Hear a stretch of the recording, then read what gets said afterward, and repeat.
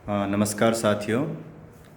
आज हम BA first year के लिए और फर्स्ट पेपर के लिए टॉपिक लेकर आए हैं, राजनीति विज्ञान में अध्ययन का अंतः अनुशासनात्मक अध्ययन व उपागम। इसमें जो इंटरडिसिप्लिनरी अप्रोच है इन पॉलिटिकल साइंस, तो ये हम जिस क्रम में पढ़ रहे थे व्यवहारवाद, उत्तर व्यवहारवाद, उसी के क्रम में ये जो उपागम है, यह अप्रोच है अंतः अनुशासनात्मक उपागम राजनीति विज्ञान में अध्ययन का। तो वैसे तो ये जो उपागम है, इसको ज़्यादा तरजीह दी गई या वरीयता दी गई आधुनिक राजनीति विज्ञान में, लेकिन ये उपागम पहले भी विचारकों ने अपने अपने अध्ययन में इसको इस्तेमाल किया है।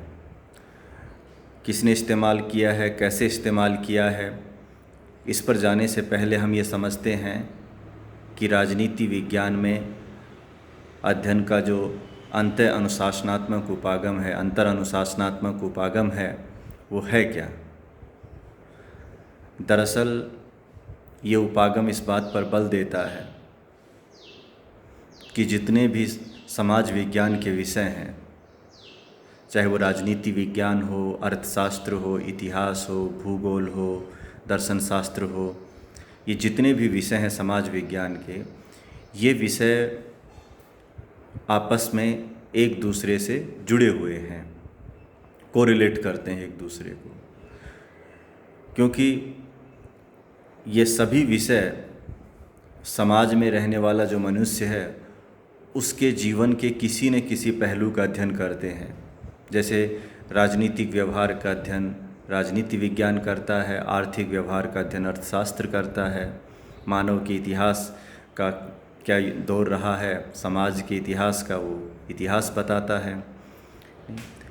तो इसी तरह से जितने भी ये विषय हैं, ये मानव के किसी न किसी एक पहलू से ये जुड़े हैं। अब चूँकि मानव का जो व्यवहार है वो एक व्यवहार है वो दूसरी तरह के व्यवहार से प्रभावित हो जाता है। जैसे हम ये कहते हैं कि कोई भी मनुष्य वोट डालता है, अपना मताधिकार का प्रयोग करता है, तो ये क्या है, ये उसका राजनीतिक व्यवहार है। लेकिन ये व्यवहार कभी कभी दूसरे जो व्यवहार हैं उनसे प्रभावित हो जाता है। जैसे कोई व्यक्ति गरीब है और उसकी आर्थिक स्थिति खराब है, कोई व्यक्ति वो उसके वोट को खरीद लेता है, तो उसकी जो आर्थिक हैसियत है या आर्थिक मजबूरियां हैं वो उसके राजनीतिक व्यवहार को प्रभावित कर जाती हैं। या कोई व्यक्ति किसी को वोट इसलिए दे देता है किसी उम्मीदवार को कि वो उसकी जाति का है, तो जाति समाजशास्त्र का विषय है लेकिन वो राजनीति को प्रभावित कर रही है, तो फिर ये दोनों आपस में जुड़ जाते हैं। धर्म दर्शन शास्त्र का विषय है लेकिन व्यक्ति धार्मिक आधार पर वोट कर जाता है, चाहे वो हिंदू राष्ट्र के विचार के नाम पे हो या राम मंदिर के नाम पे हो या और किसी भी तरह का 3 तलाक के नाम पे हो। तो वो अगर उस एंगल से वोट कर जा रहा है, अगर वो घटनाएं उसके राजनीतिक व्यवहार को प्रभावित कर रही हैं, तो फिर व्यक्ति का जो एक व्यवहार है वो अपने आप में इकलौता नहीं है, बल्कि दूसरे तरह के जो प्रवृत्तियां हैं, व्यवहार हैं, वो उसके किसी एक व्यवहार पर प्रभाव डालती हैं। ये ऐसा नहीं है कि ये सब राजनीति को ही प्रभावित करते हैं या राजनीतिक व्यवहार को ही प्रभावित करते हैं। राजनीतिक व्यवहार भी दूसरों को जो विषय हैं या प्रवृत्तियां हैं मनुष्य की, उनको भी प्रभावित करता है, क्योंकि जो राजनेता जाति के आधार पर जीतता है वही फिर अपनी जाति के वाले लोगों के लिए काम करना शुरू कर देता है। नहीं, जो लोग धर्म के नाम पे जीतते हैं वो फिर वो मंदिर बनाना शुरू कर देते हैं। तो ये सब राजनीति और अलग अलग जो विषय हैं उनका एक जो अंतर संबंध है, आपसी जो रिश्ता है, उसको दर्शाता है। तो ये सब क्या है, ये अंतः अनुशासनात्मक उपागम है। तो जो अंतः अनुशासनात्मक उपागम वो इस बात पर बल देता है कि समाज विज्ञान के जो विषय हैं वो आपस में एक दूसरे से जुड़े हुए हैं, और हम राजनीति को या किसी भी विषय को तभी ठीक से समझ पाएंगे जब हम इन विषयों को आपस में जोड़कर अध्ययन करेंगे। नहीं तो हम ये समझ नहीं पाएंगे कि व्यक्ति का ये राजनीतिक व्यवहार है, ये ऐसा व्यवहार क्यों हुआ। अगर हम उसको जाति के एंगल को नहीं देखेंगे, हम मतदाता की आर्थिक स्थिति को ध्यान में नहीं रखेंगे, हम मतदाता की जो धार्मिक स्थिति है उसको ध्यान में नहीं रखेंगे कि वो किसी धार्मिक समूह, उसका अल्पसंख्यक है, बहुसंख्यक है, कि उस समय समाज में जो धर्म और धार्मिक मुद्दों की स्थिति क्या है, तो इस सारी बातों का जब हम रिलेट करेंगे तब हम ये जान पाएंगे कि ये जो किसी का जो व्यवहार है वो ऐसा क्यों है, किसी का भी राजनीतिक व्यवहार है। तो ये अंतः अनुशासनात्मक अध्ययन है कि अलग अलग विषयों को आपस में जोड़ कर अध्ययन करना, उनसे मदद लेना, उन विषयों की यहाँ तक कि तकनीक वगैरह हैं, जैसे हम सर्वेक्षण जैसी, इस अवलोकन, ये ऐसी पद्धतियाँ हैं जो समाजशास्त्र में पहले से प्रयुक्त रही हैं, तो उनका इस्तेमाल जो व्यवहारवादियों ने किया है अपने विषय को वैज्ञानिक स्वरूप देने के लिए। तो ये तो हुआ अंतः अनुशासनात्मक अध्ययन। और अब बात करते हैं, जैसे पहले भी अंतः अनुशासनात्मक अध्ययन की जब हम बात कर रहे हैं, वो परंपरागत समय में भी ये इनका प्रयोग होता रहा है। राजनीति विज्ञान के अध्ययन का जो परंपरागत दृष्टिकोण है, उस दौर के भी जो विचारक हैं उन्होंने अपने अध्ययन में इस तरह के दृष्टिकोण का प्रयोग किया है। जैसे हमारे सामने उदाहरण है कार्ल मार्क्स का, जो ये कहते हैं कि जो आर्थिक शक्ति है वो राजनीतिक शक्ति का निर्धारण करती है, यानी कि वो केवल राजनीति ही नहीं, सबका निर्धारण वहीं से होता है। वो कहते हैं कि अर्थव्यवस्था जब बदलती है तो फिर समाज में सब कुछ बदलता चला जाता है। अर्थव्यवस्था तो एक इंजन की तरह है, वो जिधर बढ़ता है तो ये जो डब्बे हैं, ये समाजशास्त्र, इतिहास, ये डब्बे अपने आप उसके पीछे खींचे हुए चले जाते हैं और वो वहीं जाकर रुकते हैं जहाँ अर्थव्यवस्था अपना आकार लेती है। तो ये जो सामाजिक परिवर्तन का एक आर्थिक नियतिवाद का सिद्धांत है। हालांकि ऐसा कार्ल मार्क्स का मानना है, बहुत से विचारक इस बात से पूर्णतः सहमत नहीं है। वो मानते हैं कि आर्थिक तत्व बड़ी भूमिका अदा करता है, लेकिन वो कोई निर्धारण करने वाला इकलौता तत्व नहीं होता है। सामाजिक परिवर्तन में बहुत से कारक अपनी भूमिका अदा करते हैं, तो उन तमाम कारकों को जो अध्ययन में वरीयता या स्थान दिया जाना चाहिए।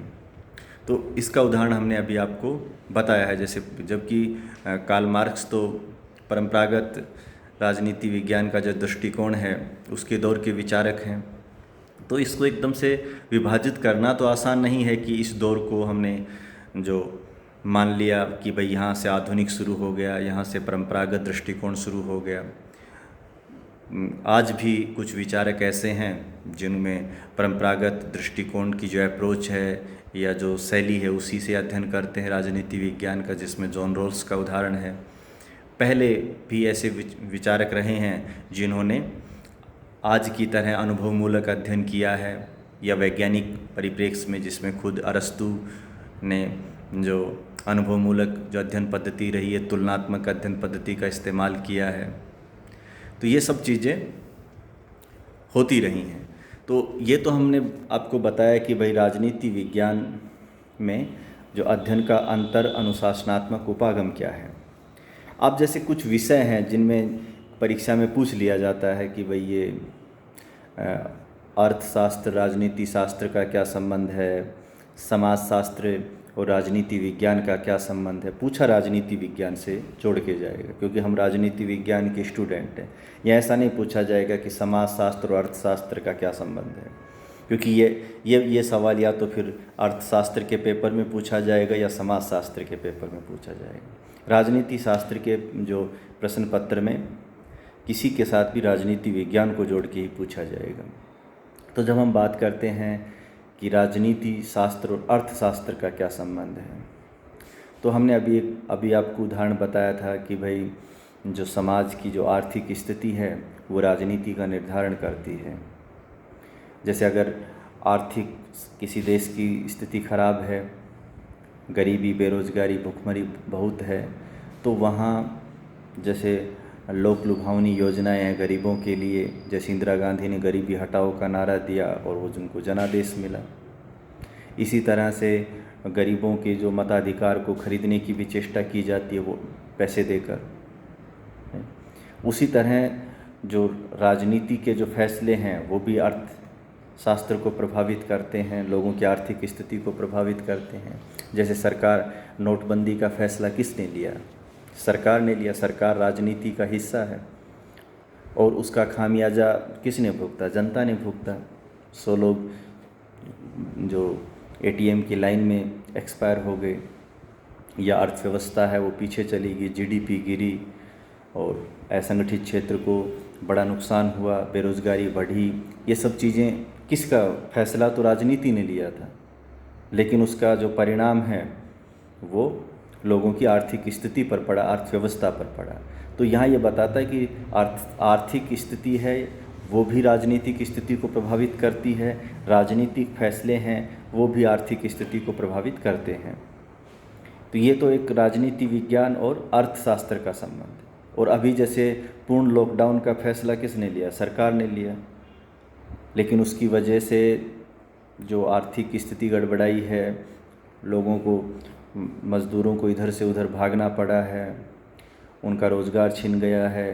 तो ये सब चीज़ें आपस में जुड़ जाती हैं। अब बात आती है कि राजनीति शास्त्र और समाज शास्त्र का क्या रिश्ता है। तो जैसे हमने पहले भी उदाहरण में बताया है कि समाजशास्त्र सामाजिक घटनाओं का अध्ययन करता है, राजनीति विज्ञान राजनीतिक घटनाओं का अध्ययन करता है। लेकिन जो जाति है वो समाजशास्त्र की घटना है, लेकिन वो व्यक्ति के राजनीतिक व्यवहार को प्रभावित कर देती, वो राजनीति को प्रभावित करती है। कैसे प्रभावित करती है? मतदान व्यवहार में जाति के नाम पे वोट दे जाते हैं। सरकारें, राजनीतिक दल हैं वो जाति के आधार पर टिकट बांट जाते हैं। सरकार का गठन होता है तब जातिगत समीकरणों को ध्यान में रखा जाता है। तो यहाँ जाति राजनीति को प्रभावित कर रही है। ये मैंने एक उदाहरण बताया है आपको। इसी तरह से राजनीति भी समाज को प्रभावित करती है किसी न किसी एंगल पर। जैसे अभी 3 तलाक क्या था? उस एक सामाजिक रिश्ते की एक प्रणाली थी, लेकिन सरकार के फैसले ने ये कहा कि 3 तलाक नहीं होगा। दूसरी ओर समाज में सती प्रथा, बहु विवाह, इस तरह की बाल विवाह, ये क्या है? ये सामाजिक जो परंपराएं थी, लेकिन समाज के डंडे ने उनको सुधारा है, रोका है। तो इस तरह से राजनीति समाज में अपना प्रभाव डालती है, समाज की स्थिति है वो राजनीति को प्रभावित करती है। इसी तरह हम जैसे आगे बात करते हैं कि जो दर्शन शास्त्र की, तो जैसे धर्म है वो दर्शन शास्त्र का विषय है, लेकिन वो राजनीति को भी प्रभावित कर जाता है। कैसे प्रभावित? जैसे अब हमने बताया है कि कोई व्यक्ति अपने धर्म के नाम पर किसी को वोट दे जाता है, या फिर जब जो मंत्रिमंडल का गठन होता है तब धार्मिक एंगल को भी ध्यान में रखा जाता है कि सभी धर्मों के लोगों को एक प्रतिनिधित्व मिल जाए। या फिर सीटों के वितरण के समय भी ये ध्यान रखा जाता है कि किस धर्म के लोग ज़्यादा हैं तो सीटें वहीं उसी हिसाब से आवंटित होती हैं। जो राजनीतिक दल अपनी जो सीटें बांटते हैं, वितरित करते हैं। तो ये सब जो धर्म का या दर्शन शास्त्र का राजनीति शास्त्र से जुड़ाव हो जाता है। दूसरी ओर सरकारों के फैसले भी धार्मिक मामलों में दखल देते हैं या उनको सुधारते हैं। जैसे अपने हिंदू धर्म में बहुत सी जो कुरीतियाँ रही थी जिनको सरकार के फैसलों ने सुधारा है। अभी भी आपने देखा होगा कि शनि सिंगापुर मंदिर में महिलाओं को प्रवेश वर्जित था, लेकिन कोर्ट ने वो प्रवेश की इजाज़त दी है। नहीं तो इस तरह के कई फैसले आते हैं। अभी जैन धर्म में एक संथारा प्रथा थी, तो हाई कोर्ट ने उसको मतलब गलत ठहराया, कहा कि आप ये तो एक तरह से आत्महत्या की तरह है। तो ये सब फैसले लेते हैं। इसी तरह से जैसे इतिहास है, नहीं वो भी हमें राजनीति को सिखाता है कि हम इतिहास से सीखते हैं राजनीति को। इतिहास राजनीति को प्रभावित करता है। जैसे हमने बताया कि भाई भारत के अंदर इतिहास से हमें ये प्रेरणा मिली कि भारत में जब जब केंद्रीय नेतृत्व कमज़ोर हुआ है तो भारत बिखराव के दौर से आया है। इसीलिए हमने संघीय व्यवस्था में केंद्र को ज़्यादा शक्तियाँ दी। हमने इतिहास से ये सीखा कि यहाँ अकबर ने धार्मिक सहिष्णुता को अपनाया तो उसका साम्राज्य काफ़ी बड़ा हुआ, लंबा चौड़ा हुआ, लेकिन उधर औरंगजेब ने धार्मिक कट्टरता को अपनाया तो मुग़ल वंश के पतन शुरू हो गया।